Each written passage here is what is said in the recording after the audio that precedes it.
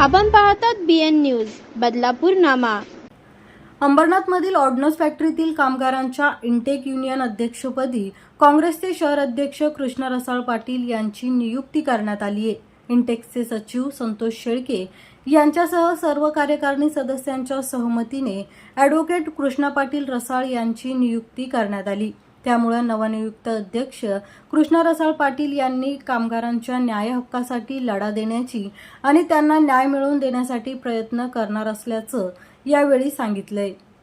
अंबरनाथ शहरामध्ये OFA आणि MPF अशा ज्या ऑर्डनन्स फॅक्टरीमध्ये ज्या युनियन आहेत त्या युनियनचा अध्यक्षपद आम्हाला गेल्या शनिवारी कार्यकारिणीची त्यांची बैठक झाली।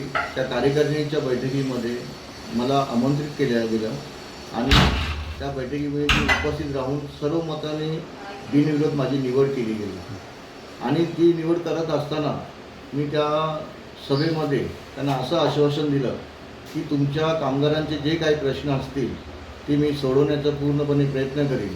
मोदी सरकारने जे कामगार विरोधी धोरण राबवले त्या धोरणाचा विरोधमध्ये आंदोलन करणे असेल, उपोषण करणे असेल किंवा तुम्हाला काही समस्या असेल तर तुमच्या समस्या मी आमच्या कार्यकर्त्याच्या मार्फत किंवा आमचे नानाभाऊ पटोले साहेब आहेत, आमचे जिल्हाध्यक्ष दयानंद चौधरी साहेब आहेत यांच्या माध्यमातून मी सोडवण्याचा प्रयत्न करेन। यावेळी काँग्रेसचे महासचिव रोहित प्रजापती, इंटेक्सचे जनरल सेक्रेटरी संतोष शेळके, दिनेश कंटे, नवीन खेमनी, संजय सिंग, सीमा मराठे, जावेद अन्सारी, प्रदीप कुशवाह, महेश जंगम आणि इतर पदाधिकारी उपस्थित होते।